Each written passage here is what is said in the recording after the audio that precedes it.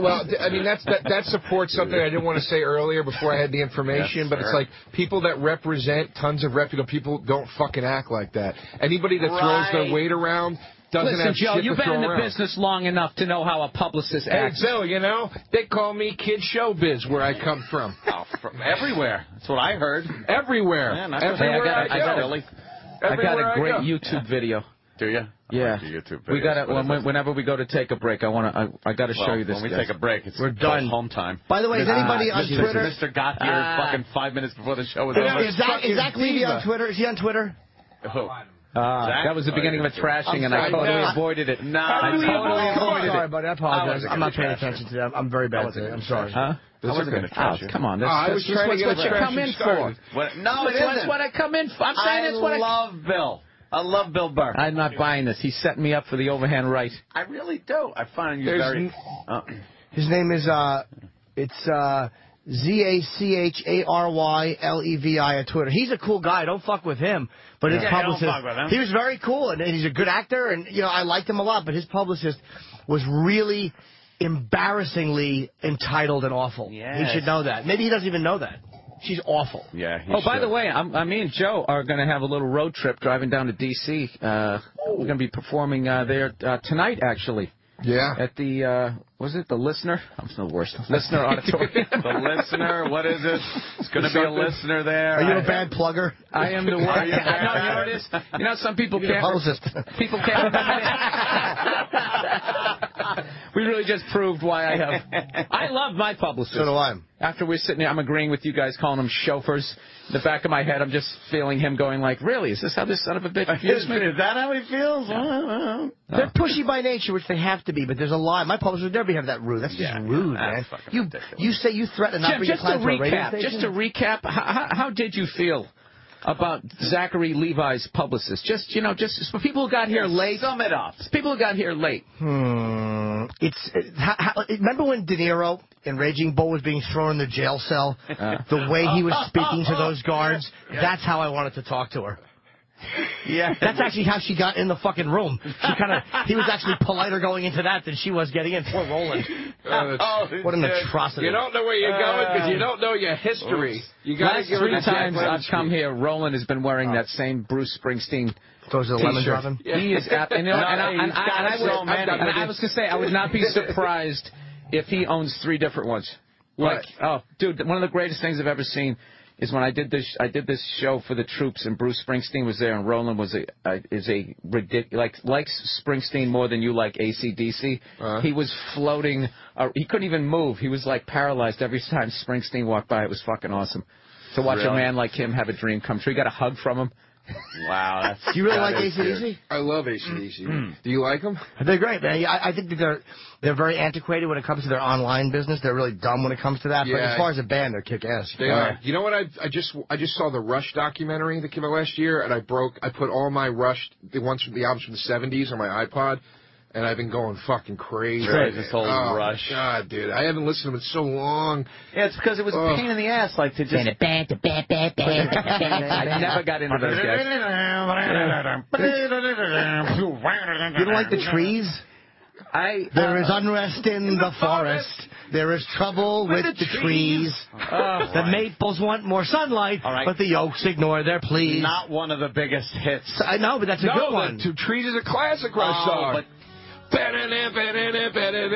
There is unrest in the forest. It's no Limelight. Is it really about trees? Limelight. Come on, Limelight. Dude, they're the only band I've ever listened to that I still love, even after I heard this lyric.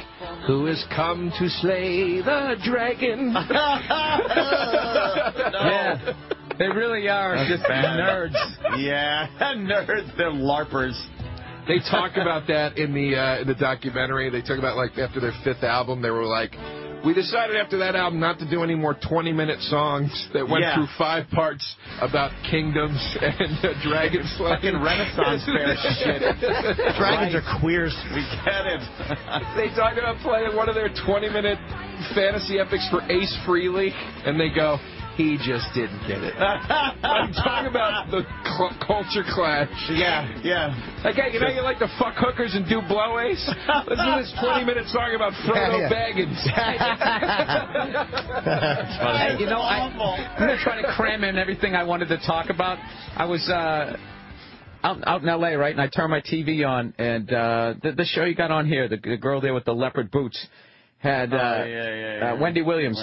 Had brought Richard Simmons out, and he comes out, all right, he's lost like 30 pounds. He's 61 years old. You know, you start to lose your elasticity, so you actually look better if you stay fat when you're old. And he comes out, dude, with those little candy striped shorts on and that tank top on with his hair plugs from like 1983. He could see awful. through. You see through his hair. It was fucking horrific, and it just made me think of like, you know, people who you go into show business, and some people are themselves and other people are a character, so you have a costume. Yeah. Like, he might be at the top of the list. You know, Michael Jackson kept wearing the loafers and the short pants, and it starts to get embarrassing when you hit 50.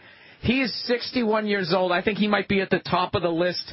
I was even thinking like fucking Angus to a certain level, dude. Like that guy, when he's 60, dude, to still be wearing the schoolboy outfit. Schoolboy outfit. But my vote goes Richard Simmons. With the little shorts and then the wife-beater tank top. Oh, and his I used to be obese man tits, 61-year-old man tits peeking out the side. And he didn't even have his fake tan. He was a fucking mess. And you did, like, that hair was this sparse, like shit. Somebody yesterday said it was like that little stuff that you throw in an Easter basket before you put the little chocolate eggs on it. Richard Simmons and Gene Wilder. The only two people that have that hair on the fucking planet. Gene Wilder tried to do a comb over with it. Oh, man. Is there anything worse than old, fake, straight-haired Gene Wilder when he started flattening it down? The comb over. Man. No, that's the funny thing about, like, when you watch those hair plug commercials and somebody, you always say the guy goes, like, he goes, I wish I did this 10 years ago. It's like, no, you didn't. If you did, no, you didn't. All you'd have had left with those plugs. All your other hair would have been gone, and you'd have had the... No, that's why all these people who are getting plastic surgery, they're heroes. They're letting them practice on their face. Like all those real housewives that you see with their fucked up face, because when we're 80, we're going to actually be able to look 20 because of what they did to those people's face. That's one more face. the doctor went and went, okay, I should have done this. Yeah. Did you ever hear that Patton Oswalt joke that he did about when they were doing the celebrity? Remember they were doing that show where they make you look like a celebrity through plastic surgery? How fucked up was that? Patton Oswalt permanent plastic surgery? Yeah. Patton Oswalt had a joke about it where he goes, do you realize if they did this show 20 years ago, he's like, there'd be a guy on the table, and just as he was going under, he'd go, make me look like Gutenberg. I don't even know who that is. Steve Gutenberg. Oh, Steve Gutenberg. Because we have dudes walking around looking like John Oates. Yeah, it really is kind of a time-sensitive little project you're going for there. God, that would suck. Who would you pick? Who's the timeless celebrity? The one you could go... Paul Newman. Brad Pitt, right? Cruise. That would work. Cruise. You couldn't go wrong, right? I don't know. Could you? Jerry Vale. Who's the doctor? Who's the doctor in Cannonball Run? That doctor. Oh, Jesus Christ. Eli. We're going to dislocate your orbital. Or you ever heard somebody threw a pencil at him? He got a pencil in his eye when he was a kid. Yeah, he should thank that guy. That's why he had a career. He would have been the same without that eye. That eye is what made that guy. Well, that's the great thing about show business. Everything that didn't get you pussy before you got into show business, when you get into show business, that exact thing is the thing that's going to make you huge. What got you into show business? Jamie Farr's nose. They probably pulled him around during lunch break. Nose, right? Mike Tyson's tendency to rape. Yeah. Got him a lot of pussy in show. Bad while you're growing up. Good once you're famous. Yeah, once you're in show business, it's phenomenal. Fantastic. Totally acceptable. What the fuck is that guy's name? The doctor. Schwarzenegger? It was Jack Elam. I think is his real name. What's the line you were going to say? Dislocate what? What the fuck? No, I was going to say that's what, if they were going to make you look like him. The doctor, they announce what they're doing. Now we're going to dislocate his orbital ACL. We're cutting away at the muscle that holds the eye in place. That prevents it from just looking to the right. Distinct cockeyed look. We're adding gut. him, and we're also using pictures of Marty Feldman. Remember him? Marty Feldman. Oh, my God, yeah. I mean, seriously, thank God he was as ugly as he was. It made him fucking famous. I'm not saying the guy wasn't talented or funny, but, I mean, those fucking goofy eyes and all that shit. Yeah. He wouldn't have went as far, right? No. You know, folks? I wouldn't think so. I wouldn't think so, folks. That's what I'm throwing out there if you guys are on. Yeah, if you just want to keep this, I love this topic is just slowly dying. It doesn't matter, though, because the show's fucking over. We're all starting to have that slow look of panic in our eyes, like Jesus, Anthony, you got anything? Not a goddamn thing. I got one thing, though. I know I'm going to be at the Borgata on January 16th. Yay! I am absolutely going. Good. And I am going to see probably the comic show of the decade. It is a great show. Let's say the decade right now. I can't see tonight and tomorrow. The new decade, because it'll be a brand new one starting up. Can I plug my show? No. Yeah, thanks. Please do, please. Going on January 16th at the Tropicana. It's not next week, but we're off next week, I think, probably because of the holiday, but every Tuesday at the Ace of Clubs at 9 Great Jones Street in New York City, I co-host a show called Righteous Kill, 8:30 p.m. Please come down. It's always fun. Righteous Kill. Great ass. Yeah. Come to the show. Nice. Going to be a good fucking show. Success. Worst death line ever.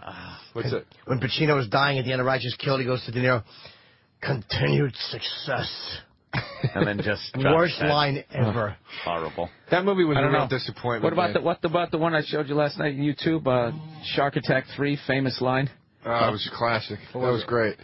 Famous line from a real line. I got this thing. Doesn't have to be a famous movie for a famous line. This is horrific. I just got this segment on my podcast where I just started. Do you remember that? It started with that movie Over the Edge. Do you remember that? You must remember that movie. Matt Dillon, one of his first movies. It's about these fucking suburban white kids. They're going crazy.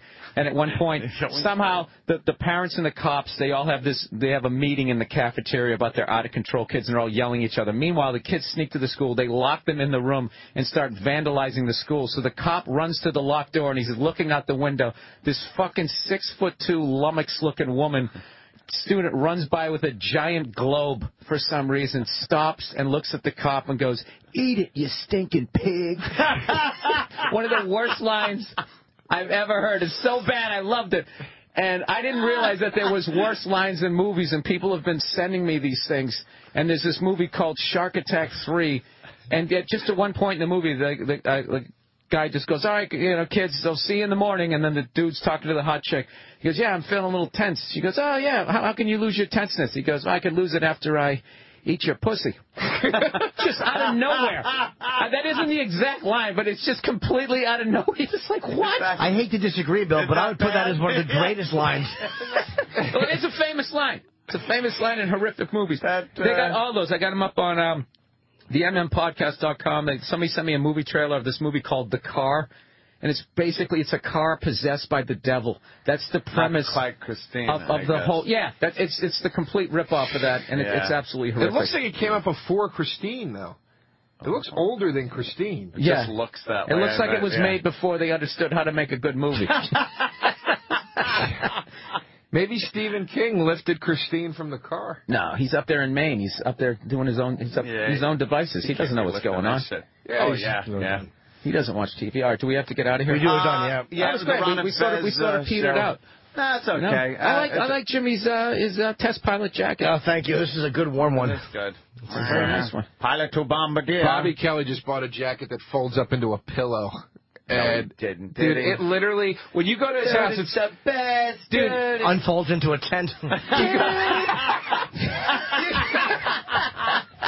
You go to his house, it's literally like watching QVC. It's all kinds of dude, look at this, dude. Gizmos. He's trying it on and shit. You like this, dude? Dude, and now look, it becomes a pillow. You're on the plane. Boom, you're laying down. Hell you do, shop for image, dude. The jacket is literally this thick. And I go, Bobby, I go, is that warm at all? He goes, it's the fucking warmest jacket I've ever owned, bro. Of course. It's some kind of fucking futuristic space jacket. Yeah. No. It's the fucking warmest jacket I ever owned, dude. Maybe if I light it on fire, you fuck. Yeah. Dude, look at these forks I bought, dude. They have fucking little pockets on them. You can hide shit in the fucking pocket that hangs off of the fork while you eat. It's fucking amazing, dude. Best fucking forks I ever brought, dude. Bobby Kelly has made $4 million in this business, and he's blown it on fold-up bicycles, ponchos, fishing tackle. Yeah. He's a gadget idiot. He loves that shit. Yeah, dude, look at these. They're energy rocks. You put them, they would look like earrings. Really? You're a fool. You need them, dude. Believe me. Beforehand, it felt like shit. Now it just feels Boom. great. Put them on your chest. You relax. You fall asleep. Boom. Good dreams. Dude.